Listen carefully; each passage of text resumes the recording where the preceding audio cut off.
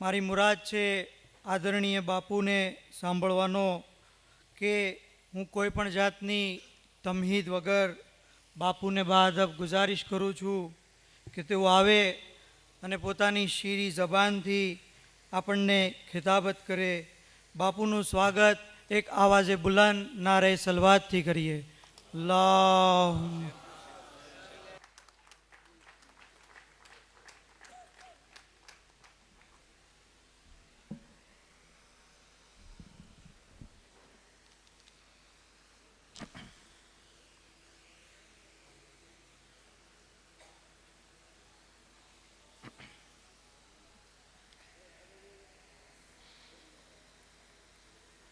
लोकाभिरामं रणरंगधीरं राजीवनेत्रं रघुवंशनाथं कारुण्यरूपं करुणाकरन्तं श्रीरामचन्द्रं शरणं प्रपद्ये. मनोजवं मारुततुल्यवेगं जितेन्द्रियं बुद्धिमतां वरिष्ठं वातात्मजं वानरयूथमुख्यं श्रीरामदूतं शरणं प्रपद्ये. कुछ भूल हो जाए तो क्षमा कीजिएगा. बिस्मिल्लाहिर्रहमानिर्रहीम.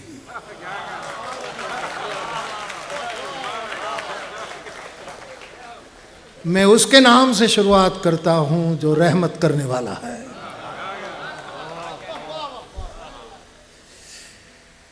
कहां से शुरू करूं कहां तमाम करूं अल्लाह जाने, लेकिन मैं माया भाई की हिंदी में बात करूंगा.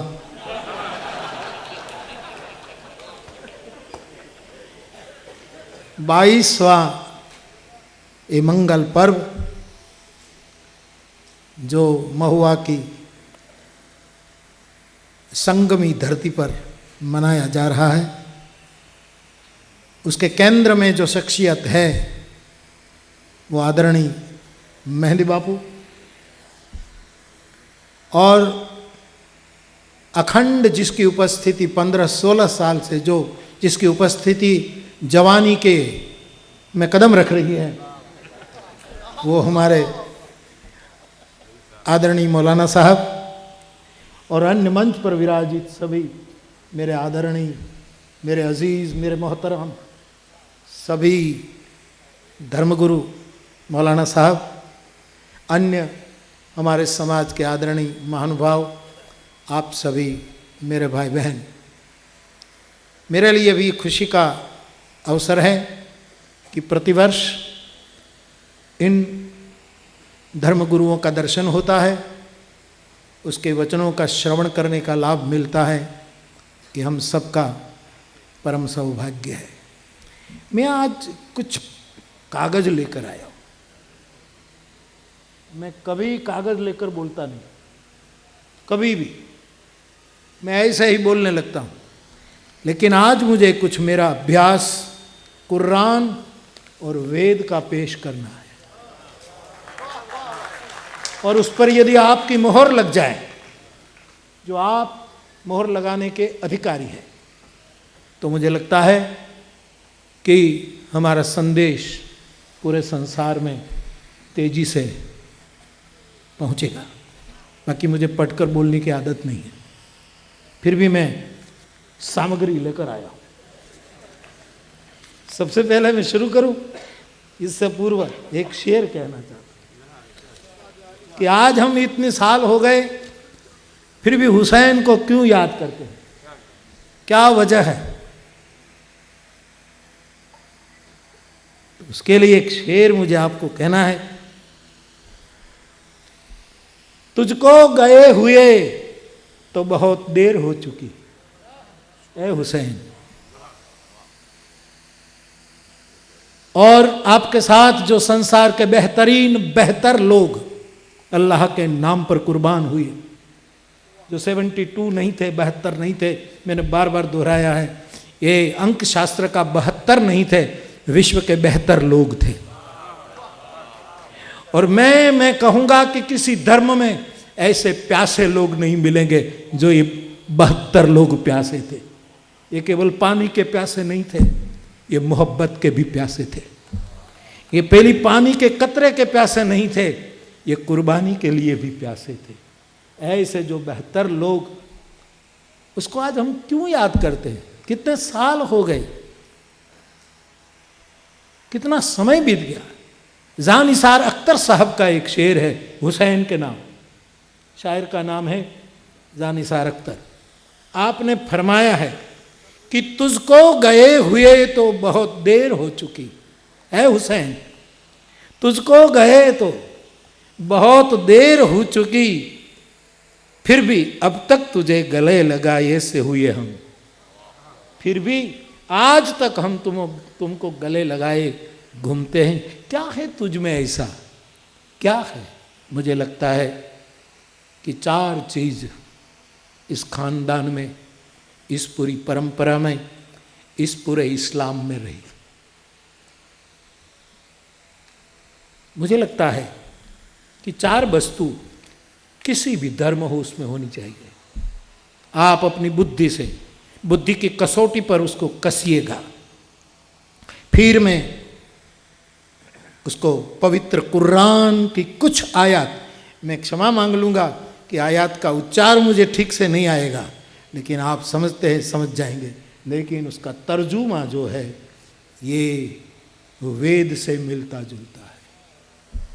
मुझे खबर नहीं कि किसने भेद डाला। अभी मैं मौलाना साहब को पूछ रहा था कि आपने अभी एक अद्भुत किस्सा सुनाया कि रतन सिंह मदीना गया।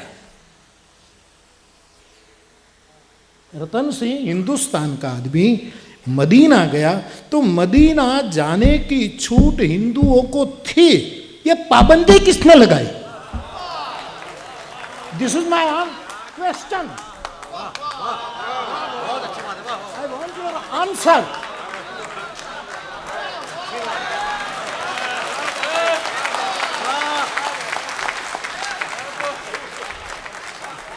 ये पाबंदी जिसने नहीं लगाई थी वो असली इस्लाम रहा होगा, और ये पाबंदी हिंदू का बच्चा न मक्का जा सके न मदीना जा सके, वो कहां से आया?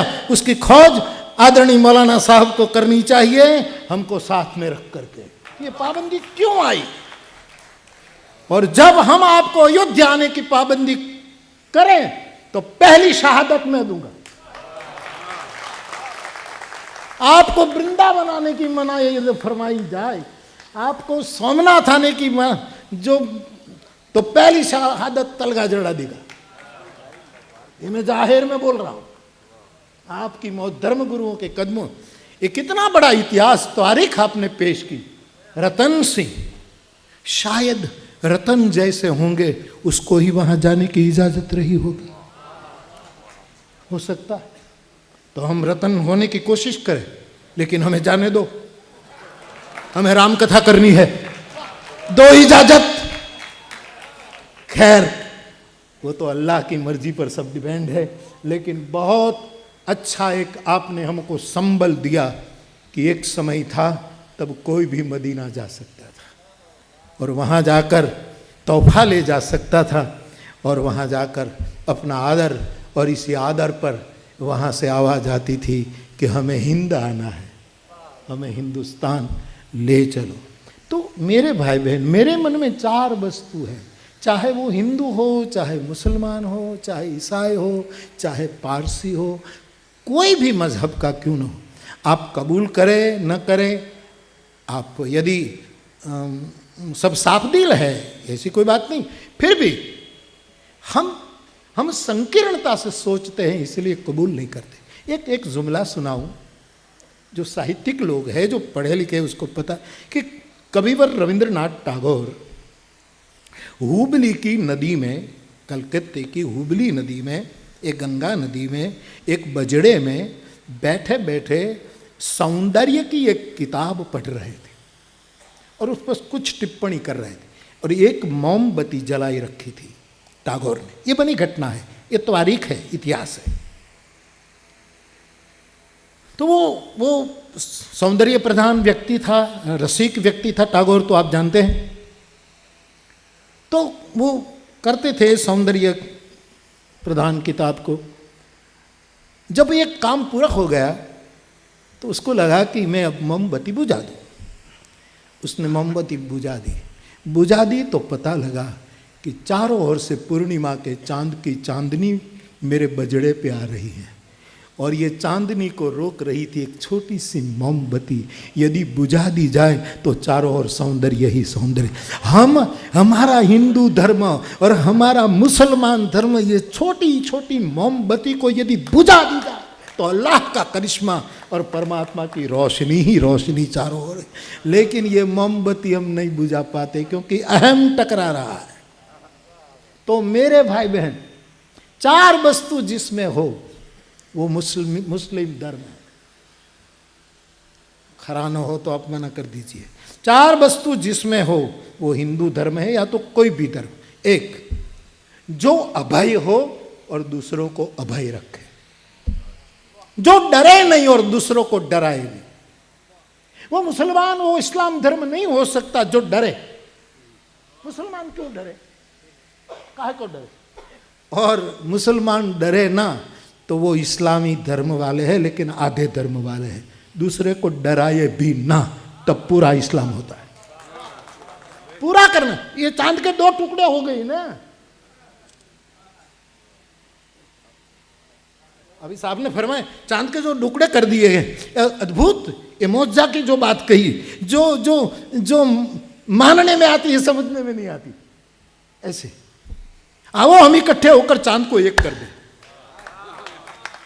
अब हम भी उसके सामने करिश्मा दिखाएं, हम और आप एक मंच पर आकर कि ये 2 टुकड़े चांद के कर दिए गए, आओ हम कायम उसको पूर्णिमा का बना दें। लेकिन इसके लिए पूर्व शर्त है हमारी और आपकी अहंकार की मोमबत्ती बुझा दी जाए। तो एक तो अभय, जो डरे ना दूसरे को डराए ना। दूसरा अहिंसा, जो खुद को भी आत्महत्या की ओर न ले जाएं और दूसरे की भी हत्या न करें। ये धर्म का दूसरा चरण। और धर्म का तीसरा चरण वो है अभेद, जो हिंदू मुस्लिम में भेद पैदा न करे, जो मजहब के बीच में दीवारें पैदा न करे। ये तीसरा है। और चौथा अमन, जो शांति का पैगाम विश्व को दे। मैं सोच रहा था कि तलगाजरड़ी दर्शन जो है, अभय, अहिंसा, अमन और अभेद, ये 4 वस्तु कुरान में है। यदि है तो कोई मना नहीं कर सकता। भारतीय दर्शनों में तो है। समः सर्वेषु भूतेषु मद भक्तिम लभते पराम। भारतीय दर्शन, समता समता समा, अभेद, कोई भेद नहीं। न में जाति भेदा, कोई भेद नहीं। जाति पाति नहीं हरिना देश में, कोई भेद नहीं। अहिंसा है वेद धर्म में, परम धर्म श्रुति विदित अहिंसा, अहिंसा है। अभय, दीन जानते ही अभय करीजे। भगवत गीता लो तो अभयम सत्व संशुद्धिर, अभय से शुरू होता है। अभेद, अहिंसा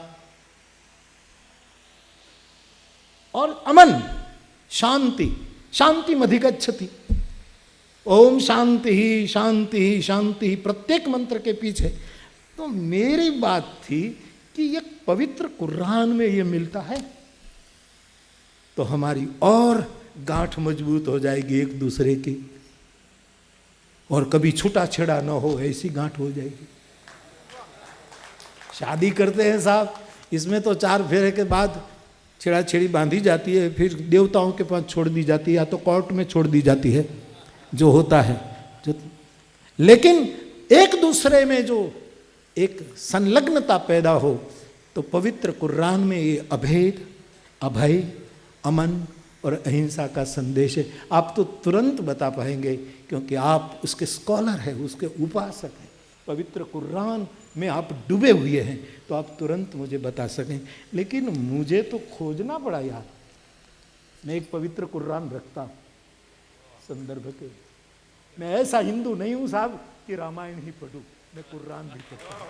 और अच्छा मुसलमान होना है तो आप भी कभी रामायण पढ़िए, चौपाई पढ़िए, और आओ आयात और रुचाओं का शादी करें।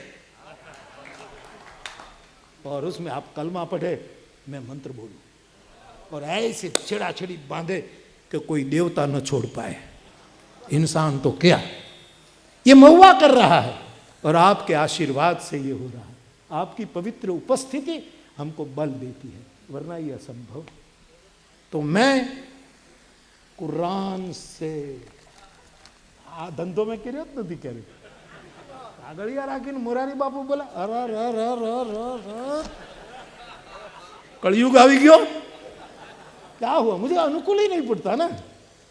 मैं तो ऐसे ही परमात्मा की कृपा से जो बोल, हमारे कितनी मिनट बोलवा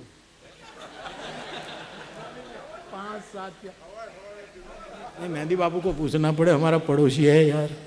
लेकिन ये मैं इसमें जाऊं इससे पहले मेहंदी बापू एक रिक्वेस्ट है, मौलाना साहब आपको सलाम करते हुए मेरी रिक्वेस्ट है, आप उसको इजाजत दें प्लीज।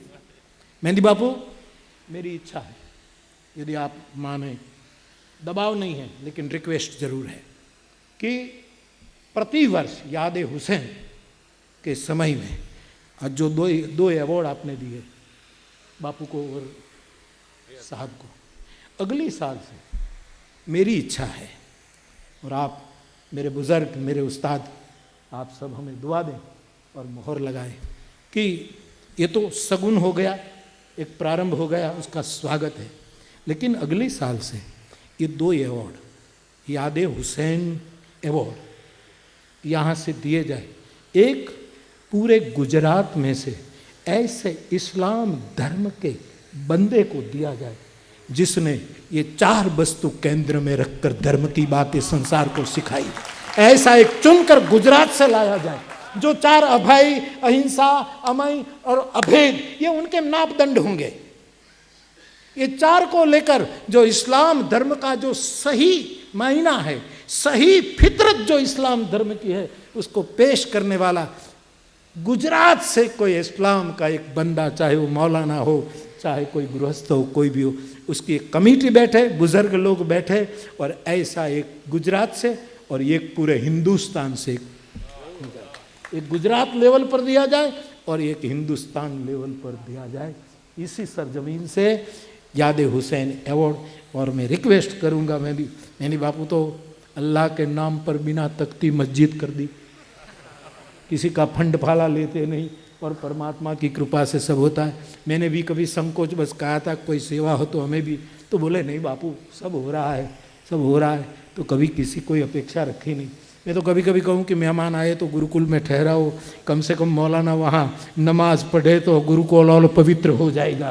ये हम चाहते हैं कि वहाँ आप जाकर, मैं छूट है वहाँ आकर आप नमाज पढ़िए साहब, और मुझे फिर कभी मस्जिद में आकर हनुमान चालीसा पढ़ने दीजिए। ये तो वाक्य व्यवहार है।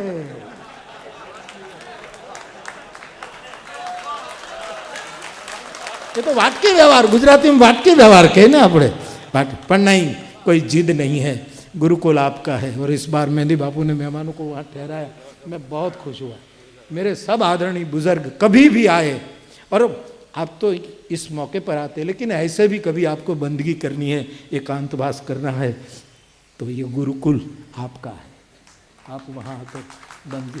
तो 4 को स्तंभ बनाकर, ये 4 को रखकर जो इस्लाम धर्म की सेवा करता हो, ऐसा एक गुजरात से खोजा जाए और एक पूरे हिंदुस्तान से, उसके लिए बुजुर्गों की कमेटी बनाए।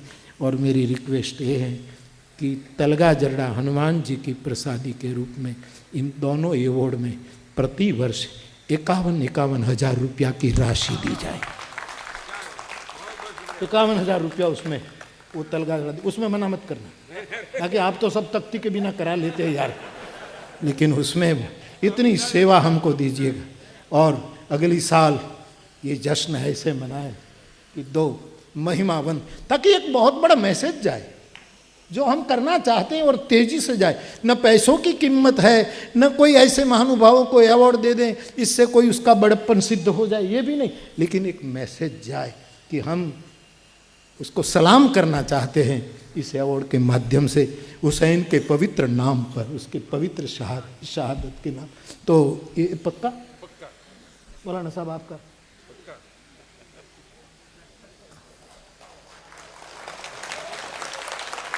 सर्वानुमते बिल पसार। थैंक यू, शुक्रिया, बहुत बहुत शुक्रिया। याद हुसैन, मुझे आनंद हो जाए कि हुसैन के नाम से भी एक अवार्ड विश्व को चंद ऐसे महापुरुषों को दिया जाए और दुनिया इससे सबक। तो हाँ, हमारी चर्चा है कि ये कागज़ लग करके मैं आपको बता दूं कि इसमें मैंने सहयोग लिया है हमारे दिल्ली वाले शायर शरफ नानपुरी, ये कुरान के एक बहुत बड़े बंदे हैं। तो मैंने उसको फ़ोन किया कि 4 सूत्र जो मेरे दिमाग में घूम रहे हैं उसके बारे में पवित्र कुरान से आप मुझे कुछ बताएंगे, कुछ आयत, तो मैं मौलाना के चरणों में मेरी बात को ज़रा पक्की करूं, मेरा होमवर्क ठीक हो जाए। तो उसने मुझे बताया। अब देखो, ये तो अरबी भाषा में है, तो मेरी उच्चार ठीक न हो तो मुझे माफ़ करिएगा, क्षमा करिए। तो भेदभाव नहीं होना चाहिए, अभेद होना चाहिए।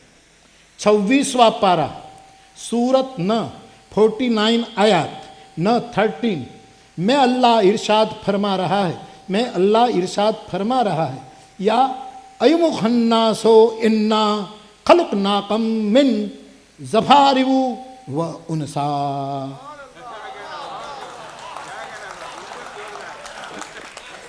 यार राम राम रटते मेरी जुबा तो पवित्र हो चुकी है, आज कुरान पढ़ते और पवित्र हो जाए। क्या फर्क पड़ता है जुबा पर वेद का श्लोक हो कि पवित्र कुरान का, मुझे कोई भेद नहीं, मैं दिल से कहता हूँ साहब, मेरा सीना चीर कर देख लीजिए। हाँ, मैं कोई ऊपर से कहकर पाखंड करूं, दंभ करूं और ये करूं तो मेरे शब्द की कीमत घट जाएगी साहब। मैं आपके आर पार नहीं उतर सकता हूं, मेरे शब्द नहीं है, मेरी वाणी है। ये शब्द में कमजोरी होती है, वाणी में कमजोरी नहीं होती। शब्द तो विचार कर बोले जाते हैं, वाणी अल्लाह की प्रेरणा से उतरती है। मोहम्मद साहब को जो उतरी होगी, ये कोई विचार नहीं उतरे थे, वाणी उतरी थी। और जब किसी को वाणी उतरती है तब बुखार आ जाता है। पैगंबर साहब को बुखार आ गया था, हम सब जाने कि कितने कितने उसको रजाई उठाई गई थी, क्योंकि परमात्मा का संदेश आया था। तो वो जो आयत का नंबर जो शरफ साहब ने दिया, दिला तू शरफ साहब को फ़ोन भी कर देना कि आपके नाम से आपने जो हमको मदद की, बहुत बहुत शुक्रिया। तो हमने तुमको एक मर्द और एक औरत से पैदा किया। भगवान खुदा कहते हैं, परमात्मा कहते हैं, मालिक कहता है, जो वाणी बोलता है, हमने तुमको एक मर्द और एक औरत से पैदा किया ताकि तुम एक दूसरे को पहचान सको।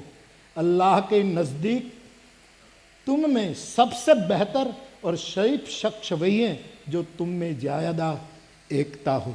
इसका मतलब ये हुआ कि पवित्र कुरान भी फरमा रहा है कि भेद नहीं होना चाहिए। समः सर्वेषु भूतेषु, कोई भेद नहीं। भेद करे, अभी मौलाना साहब ने कहा जोड़े सो धर्म तोड़े सो काहे का धर्म। भेद न हो तो एक प्रमाण मुझे शरफ साहब ने भेजा, ठीक है। फिर दूसरा, अभय, कोई डरे ना, धर्म किसी को डराए ना। आज एक दूसरे को मजहब के नाम से डराया जा रहा है, एक दूसरे को काटा जा रहा है। ऐसे समय में पवित्र कुरान क्या कहता है? सूरत 9:2 आयत 9:112 कलाम पाक के पहले पारे आलिफ लाम भीम में अल्लाह ताला इरशाद फरमा रहा है, वला खौफुन अलैहिम वला हुम यहज़नून, ना उन पर वला खौफुन अलैहिम वला हुम यहज़नून, बस इतना, ना उन पर कोई खौफ होगा, न वो लोग गमगीन होंगे। जो लोग अल्लाह ताला के बताए हुए रास्ते पर चलते हैं वो लोग कामयाब होंगे, न कोई उसको डरा सकेगा न वो किसी को डराएगा। पवित्र कुरान की आयत से दूसरा सूत्र सिद्ध हो रहा। अब आइए मैदान में तीसरा सूत्र, अहिंसा। परम धर्म श्रुति विदित अहिंसा, अहिंसा परमो धर्म। व्यास ने भी कहा, मेरे तुलसी ने भी कहा, अहिंसा लड़ाई झगड़ा न करने वाला। कौन धर्म? जो लड़ाई झगड़ा न करे। वो कौन, आज गुणवंत भाई शाह ने भी लेख लिखा, मौसूल, मौसूल की जो वो टनल में एक दूसरे को मारे जा रहे हैं। ईसाई तो कोई एकाध मरता होगा, हिंदू तो एकाध मरता होगा, सब मुस्लिम ही मुस्लिम एक दूसरों को मारे जाएगा। और पवित्र कुरान कहता है अहिंसा की बात, कि कोई किसी को मारे नहीं। अल्लाह बुल आलमीन कलाम पाक में इरशाद फरमा रहा है, वला तफसीदू फिल अर्ज़े इन्नल्लाह ला युहिब्बुल मुफसिदीन। उच्चार में माफ करिए, हाँ, ये माया भाई के हिंदी जैसा मेरा उच्चार है, इसमें मुझे माफ करिए। लेकिन इसका ट्रांसलेशन फरमाए, और तुम जमीन पर फसाद न मचाओ, तुम हिंसा न करो, तुम एक दूसरे के काटो, तुम जमीन पर फसाद न मचाओ, बेशक अल्लाह रब्बुल आलमीन फसाद मचाने वालों को पसंद नहीं करता। जो हिंसा करता है, जो झगड़ा फसाद करता है, जो एक दूसरे को काटता है, जो संघर्ष, ये मैं मुरारी बापू कहो तो ना मानो, सीधी बात है, क्योंकि एक भेद आ जाएगा कि हिंदू बोल रहा है। ये जब तक भेद रहेगा तब तक धर्म धर्म को समझ नहीं पाएगा। लेकिन जब अल्लाह ताला बोल रहे हैं, पवित्र कुरान का सिक्का लग रहा है कि तुम एक दूसरे को फसाद, किसी की हिंसा न करो, तो ये सूत्र भी वेद विचार और पवित्र कुरान विचार में एक सा हो रहा है। भेदभाव नहीं, हिंसा नहीं, हसद न करना। 30वां पारा सूरत न 113 आयत न 5 में अल्लाह फरमा रहा है, वमीन शरर हासिदीन इज़ा दसद। ये नबी, ए नबी आप कहिए मैं पनाह मांगता हूँ, मैं तेरी शरण में आकर शांति चाहता हूँ, मैं अमन का उपासक हूँ, तेरी शरण में आकर मुझे शांति चाहिए, मुझे प्रसन्नता चाहिए। सुबह के मालिक की ओर करने वालों के शर से जब वो ऐसी शांति की किरणें निकलती। ये चौथे सूत्र के बारे में भी मुझे कुरान से बताया। ये तो शरफ साहब का प्रसाद है जो मैंने बांट दिया आपको। अब थोड़ा मैंने भी कोशिश की है, मैं भी कोई कम तो नहीं।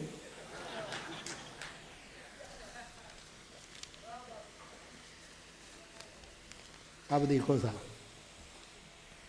एक मिनट,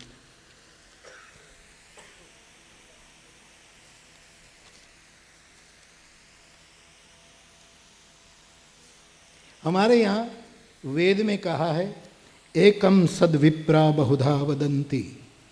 एक ही परमात्मा को कोई परमात्मा कहते हैं, कोई ईश्वर कहते हैं, कोई भगवान कहते हैं, बिलग बिलग नाम से उसको पुकारा जाता है। और यहाँ आ कोई दी टेव नहीं ने એટલે બધો ગોટાળા થાય, ये आदत नहीं है, इसीलिए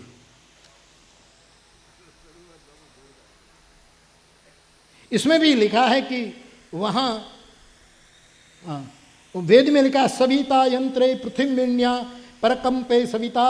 ઈશ્વરે પોતાના યંત્રોથી પૃથ્વીનું નિયંત્રણ કર્યું અને આકાશને કોઈ આધાર નહીં। ત્યારે કુરાનમાં લખ્યું, ખલક રસમાવાતી બગીરી અમદિન तरवन नहाव अलका फिलू अरीदू रवासी अन तदिम बिकुम। अल्लाह ने आकाशों का सर्जन किया है, न कोई स्तंभ है, न तमने देखाय છે। તેણે ધરતીના પર્વતો નાખી દીધા જેથી તમે લઈને પેલું ન કરી શકો। થંભ વગર આભ ઠેરાણું। ये संतवाणी सुधी जो कुरान की बात है और जो वेद की बात है वही चली आ रही है। तो ऐसी कुछ वेदों में बहुत सी ऐसी बातें, आप नमाज अदा करते हैं और हम प्रणाम करते हैं, उसमें भी ज़्यादा फर्क नहीं है।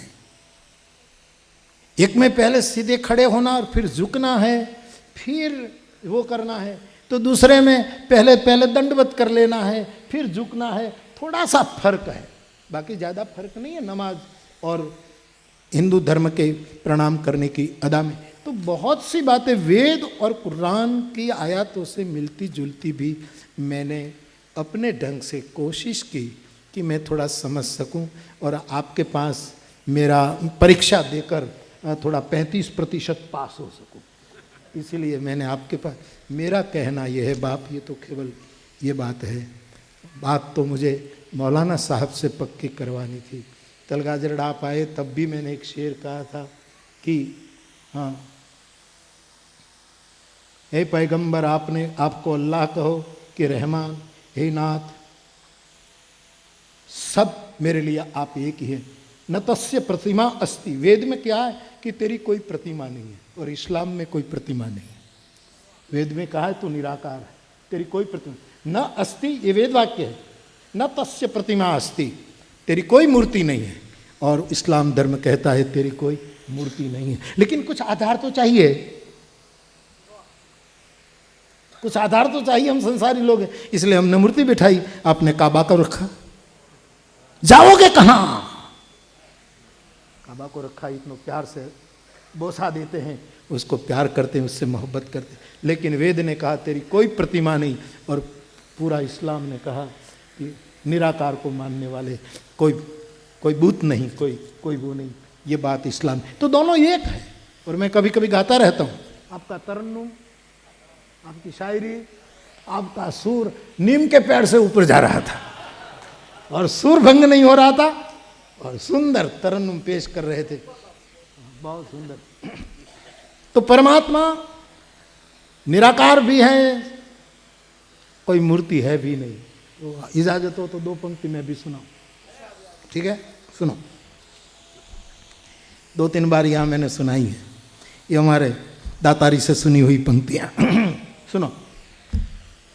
तू निशान बे निशान है, तू निशान बे निशान है, तू बहार शर्मदी है, तुझे देखना मेरी इबादत और तेरी याद बंदगी है, तू निशान बेनिशान है, तू बहार शर्मदी है, तुझे देखना मेरी इबादत और तेरी याद बंदगी है, तू निशान निशान। तो बाप, मैंने तलगाजड़ा में एक शेर कहा था, वो सुनाऊं। यहाँ तो मैं मौलाना साहब के साथ सत्संग करने बैठता हूँ, इससे कुछ सीखने के लिए बैठता हूँ, एक दूसरे के मजहब की समान विचारधारा को आत्मसात करने के लिए बैठता हूँ। आप आ जाते हैं, लाभ ले लेते हैं, ये बात और है, ये आपके भाग है। लेकिन मेरी तो ये व्यक्तिगत गुफ्तगू होती है, केवल बैठते हैं तो भी कुछ पा जाते हैं। तो मैं एक शेर सुना रहा था, अशार मेरे यूं तो जमाने के लिए है, अशार मेरे यूं तो जमाने के लिए है, लेकिन कुछ शेर मगर आपको सुनाने के लिए। बाकी तो पूरी कविता दुनिया के लिए है, लेकिन इनमें से चंद पंक्तियां सिर्फ आपको सुनाने के लिए है। तवज्जो चाहता हूं, मुलाहिजा फरमाइए। अब तो तुम्हारा पंच तुम सीखी गयो। अब ये भी नहीं ठीक, सुनिए साहब, अब ये भी नहीं ठीक कि हर दर्द को मिटा दे। हे परमात्मा, ये ठीक नहीं कि तू मेरे दर्द को मिटा दे, प्रत्येक दर्द को तू बीमारी को खत्म कर दे, ये ठीक नहीं, ऐसी मांग ठीक नहीं। शायर की हिम्मत चाहिए। अब ये भी नहीं ठीक कि हर दर्द को मिटा दे, कुछ दर्द कलेजे से लगाने के लिए है। कुछ दर्द तो ऐसे होते हैं कि जो दिल से लगाए रखे तो ही आनंद आता है, तो ही प्रसन्नता। हम ये नहीं मांगते कि मेरे हर दर्द मिटा दे, कुछ दर्द तो कलेजे से लगाने के लिए। और उससे भी अच्छा शेर सुनिएगा साहब, अच्छे सुनते हैं आप, अच्छा रिसीव कर रहे हैं, आपकी तवज्जो चाहता हूँ साहब। बहुत सुंदर, जो आज हाथ पत्थर लेकर एक दूसरे को मार रहे हैं, जो आज एक दूसरे को गोलियों से उड़ा रहे हैं, जो आज एक दूसरे को लाठी लेकर पीटे जा रहे हैं, किसी का नाम लिए बिना, जहां जो कुछ हो रहा है, उसको नजर में रखते हुए, ये हाथ इसके लिए है। पवित्र कुरान को पूछो कि ये हाथ किसके लिए है। ये हाथ पवित्र सदग्रंथ को छूने के लिए है, ताकि हमारे नापाक हाथ पाक ग्रंथ को छूने से विशेष पाक हो जाए। ये किसी को पत्थर मारने के लिए हाथ नहीं है, ये किसी की हत्या करने के लिए हाथ नहीं है, ये तलवार चलाने के लिए हाथ नहीं है। उसको दृष्टि में रखकर शायर ने जो शेर कहा, बड़ा मासूम भी है और बड़ा संदेशवाहक भी। सुनिए, देखूं तो तेरे हाथों को, देखूं जो तेरे हाथों को तो लगते तेरे हाथ, तेरे हाथों को देखता हूं तो तेरे हाथ मुझे कैसे लगते हैं। सूफी कहता है कि तेरे हाथों को मैं देखता हूं तो तेरे हाथ मुझे कैसे लगते हैं। देखूं तो तेरे हाथों को कैसे लगता है तेरे हाथ, मंदिर में फक्त दीप जलाने के लिए है। तारा हाथ, तेरे हाथ तो मंदिर में चिराग जलाने के लिए। ये पत्थर लेकर तू क्यों निकल पड़ा है एक दूसरे का सर। हमारे हाथ इसीलिए थी कि हम चिराग जलाएं, हम रोशनी जलाएं हैं, हम वो करें, इसीलिए हमारे हाथ हैं। आज वही हाथ कितने क्रूर बन चुके हैं, जिसके भी हो, लेकिन ये हाथ का ये सदुपयोग नहीं। वेद ने कहा अयम में हस्तो भगवान, तो बाप महुआ का ये जो तकरीर है पूरे संसार में, वो संदेश भेजता है। आओ हम इसी तरह से, मैं हर वक्त एक बात बोलता हूं, शायद कभी कभी पीड़ा से भी बोलता हूं, लेकिन बोले बिना नहीं रह सकता, इसलिए बोल देता हूं कि हम जाहिर में जो बोलते हैं वही अपने लोगों के बीच में भी निर्भयता से जब बोलना सीख जाएंगे, ऐसी हिम्मत इकट्ठी करेंगे, तब इस देश की एकता को कोई माय का लाल तोड़ नहीं पाता। अखंड भारत, निर्भय भारत हम निर्माण कर सकते हैं। और उसकी शुरुआत, जैसे अभी माया भाई ने कहा, वो पंच फरिश्तों की बात कि वहाँ पहले वो किया जाता है, ये एकता तो हमारे यहाँ कस्बे कस्बे में पड़ी है। महुआ कुछ विशेष रूप से संदेश भेजता है। उसी श्रृंखला का एक कदम आज हम आगे बढ़ रहे हैं। मैं सभी मौलानाओं का बहुत सच्चे दिल से आदर करता हूँ। आप जब जब आओ तलगाजरड़ा तो ज़रूर आना, और महुआ में आकर हम सबको धर्म का संदेश देकर, मानवता का संदेश देकर, इंसानियत का संदेश देकर ज़्यादा हमें सावचेत रखें। और आपके आने से ये बहुत अच्छा सुकून हम सबको मिलता है। और आदमी कितना ही बेवफा क्यों न हो, आदमी कितना ही पापी क्यों न हो, लेकिन जो रहमत करने वाला है, जिसके नाम से हम प्रारंभ करते हैं, उसकी रहमत इतनी है कि कोई कमी नहीं। एक छोटा सा जुमला कहकर मेरी बात को मैं पूरी करूं। एक बेटा बहुत बदमाश निकला, चाहे किसका भी हो। माँ बाप को बहुत पीड़ा दी उसने, और नफरत उपेक्षा के कारण, खबर नहीं कोई भी कारण होगा, कि वो बहुत गुंडागिरी, बहुत हिंसा, तोड़ फोड़ करने लगा, और माँ बाप ने उसका त्याग कर दिया। फिर एक बार वो रंगे हाथ पकड़ा गया और उसको 3 साल की जेल हुई। जिस माँ बाप ने उसको ठुकराया, समाज ने जिसको ठुकराया, वो माँ बाप 3 साल में एक पत्र भी उस बेटे को लिखते नहीं है कि हमारे लिए वो मर चुका है।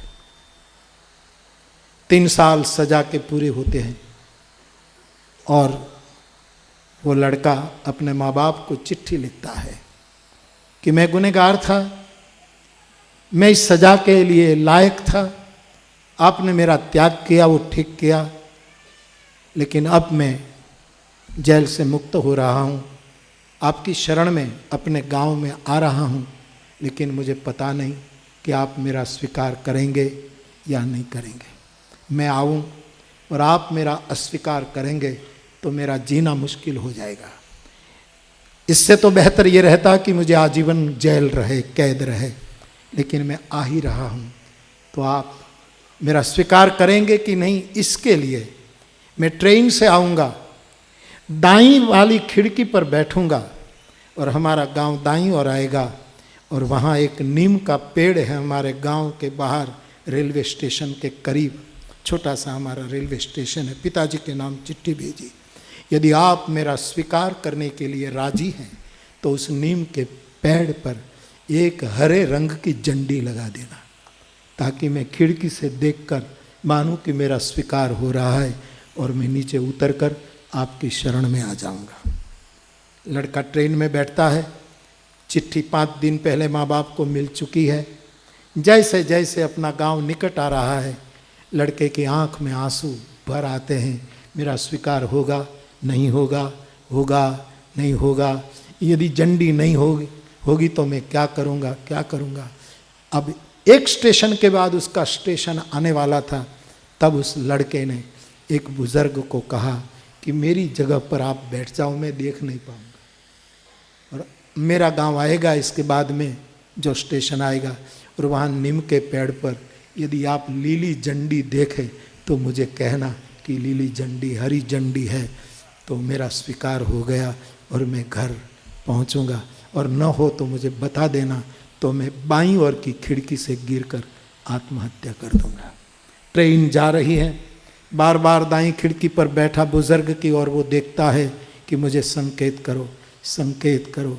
जैसे वो स्टेशन आने को है, चंद घड़ियां बाकी थी, और उसी समय जो बुजुर्ग बैठा था उसके आंखों में आंसू बहने लगे। उस लड़के को लगा कि निश्चित झंडी नहीं है, और बुजुर्ग को मेरे पर करुणा आ रही है कि तेरे माँ बाप ने तुझे कबूल नहीं किया है। जार जार रो रहा है बूढ़ा। तब लड़के को लगा कि अब मरना निश्चित है। तब वो पूछता है, हिम्मत तो नहीं की कि मैं दाईं ओर जाकर देखूं, लेकिन पूछता है कि बुजुर्ग मुझे बताओ, आप रो रहे हैं, इसका मतलब ये है कि हरी झंडी नहीं है। बोले नहीं बेटा, मैं इसीलिए नहीं रो रहा तो कि नीम के पेड़ की एक एक टहली पर हरी झंडी लग गई है, हरी झंडी लग रही है, इसलिए वो आदमी कूदता है। और माँ बाप, एक माँ बाप करुणा करके गुनहगार को, बेवफा को नीम की हर टहली पर हरी झंडी लगाकर जो स्वीकार करता हो, तो मेरे और आपके अल्लाह कितनी झंडियाँ फहरा देंगे हमारे लिए कि तू आ जा, तू कैसा ही पापी क्यों न हो, तू कैसा भी जुल्मी क्यों न हो, लेकिन तू एक बार मुझे पुकार ले तो अल्लाह बड़ा रहमत करने वाला है, बड़ा करम फरमाने वाला है, और हमको वो कबूल।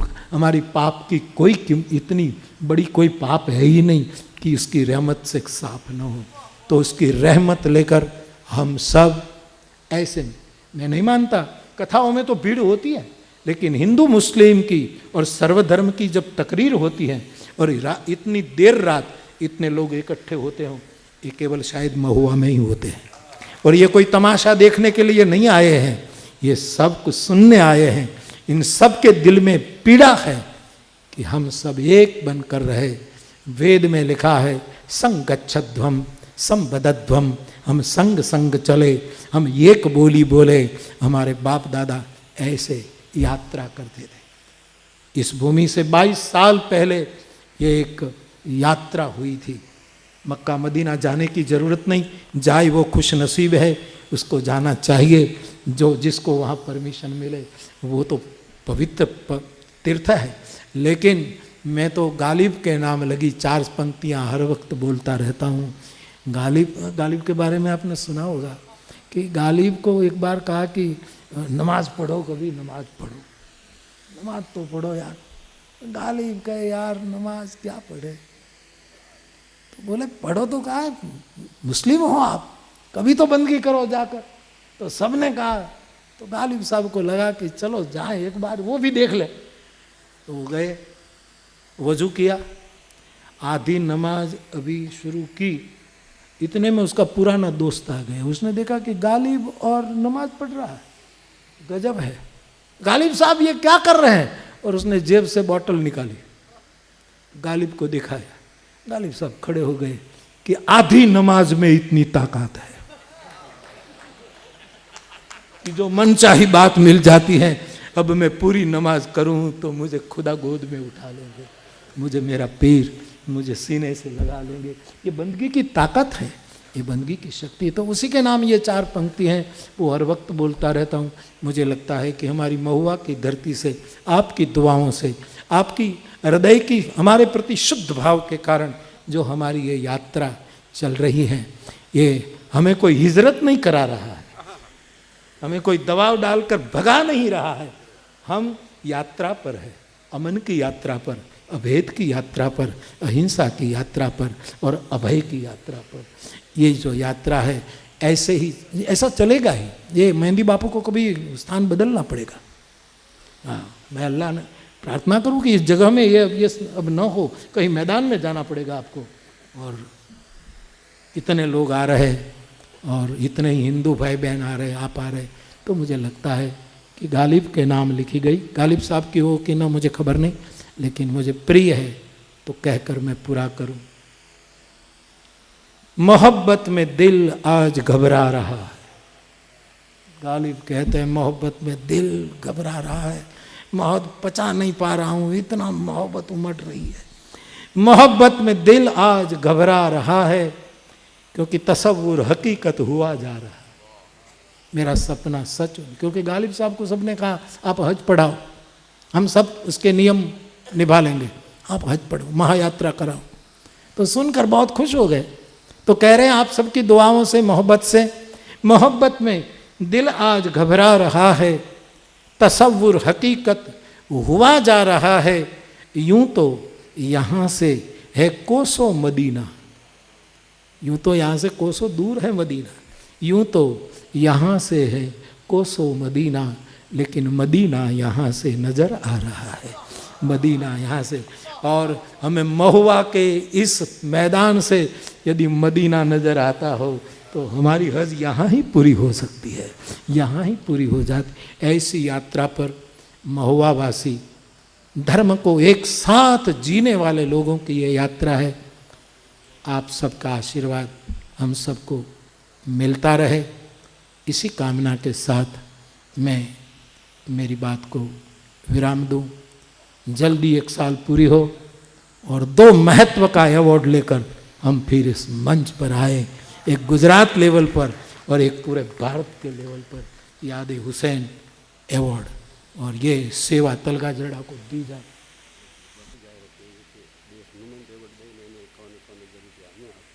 ये तो अपना છે ને यार, एक्स्ट्रा क्या 5-5 देते हैं यार। अभी ये शुरू तो होने दो, वाटकी व्यवहार शुरू करियो यार।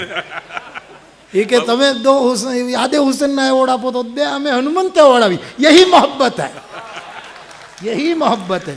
देखा जाएगा सब फिर बाद में बीटिंग करेंगे, बाद में भी नहीं करेंगे हमारे दोस्त।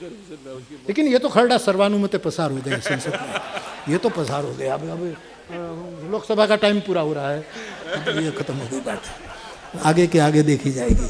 लेकिन हमारे धर्म गुरुओं ने उसमें मुहर लगा दी, हम बहुत बहुत शुक्रिया अदा कर रहे हैं। और मुझे करबला जाना है, अब दुआ दीजिएगा कि हम करबला जा सके, जहाँ इजनौर ने कहा था कि 9 लाख से ज़्यादा लोग नहीं समा पाएंगे, वहाँ 2 करोड़ लोग इकट्ठे होते हैं, जो मानना मुश्किल है लेकिन समझना बहुत मुश्किल है। इतने मुझे तस्वीरें भी बताई कि सबसे बड़ी भीड़ वहीं होती है, हद से भी ज़्यादा होती है, हद से भी ज़्यादा। हाँ, भीड़ के लिए नहीं, लेकिन एक बार मनोरथ तो है, मालिक बुलाएंगे तो, हुसैन बुलाएंगे तो जाएंगे, बाकी किसी की नहीं चलती, सल्तनत की भी नहीं चलेगी। यदि हुसैन ने बुलाया तो फिर बात खत्म, कोई नहीं रोक पाएगा। ये 72 प्यासे बैठे हैं, वो यदि पुकारेंगे कि बापू रामायण लेकर आ, तो कोई माय का लाल हमें नहीं रोकने वाला। लेकिन जब तक वहाँ उसी का न्योता नहीं, उसका बुलावा नहीं आएगा, तब तक तो हम कमज़ोर हैं। लेकिन मनोरथ तो है, आप सबकी दुआ, और मैं जाऊंगा तो अकेला नहीं जाऊंगा, आप सबको लेकर जाऊंगा, आप सबको भी कहूंगा कि हम सब जाएं। खैर वो तो आगे की बात है, लेकिन मैं फिर एक बार आप सबका शुक्रिया अदा करता हूं कि आप आते हैं और हमारी जो ये शांति की यात्रा है, अभेद की यात्रा है, अहिंसा की यात्रा है, अमन की यात्रा है और अभय की यात्रा है, ये चार स्तंभ जो हमारे हैं उसको आप कायम मजबूत करते रहिएगा। और हम प्यासे हैं, आप पिलाने के लिए आते रहिएगा। और मैं तुझे देखूं, तू मुझे देख, देखते देखते हो जाए एक, बस इतना ही देखना भाई। ये जो मेहंदी बापू कहता है कि मोरारी बापू का शेर, मोरारी बापू का शेर नहीं, मजबूर साहब का शेर। मोरारी बापू क्या अलग है, मोरारी बापू तो कोकनू बोल है यार, शायरी और हूँ वाँची थाकी गयो हूँ वाँची वाँची ना जिंदगी में पहली बार, बाकी शायरी तो मैं उस्तादों की सुनता हूँ। ऐसे ये मजबूर साहब का शेर है कि मानना बंदगी है, लेकिन जबरदस्ती किसी को मनवाना गंदगी है।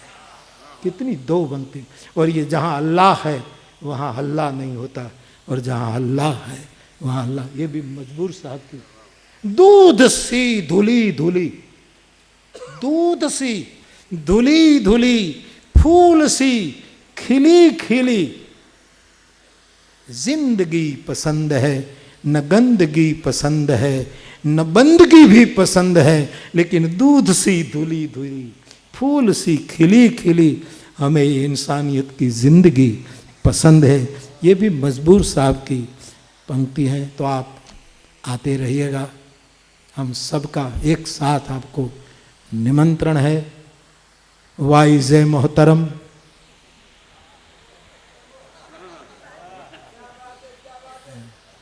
થોડુંક આમ જરાક બતાવો ને, આ લોકોને એમ લાગે કે આને આવડે તો છે, આ કાંઈ એમને નથી જીતતો, એવું એવું જરા આ પાસ થવા માટે બુઝુર્ગોની પાસે થોડીક આપણે વાત કરીએ ને તો એ આશીર્વાદ આપે એટલે આપણું બધું સાચું થઈ જાય, એટલા માટે।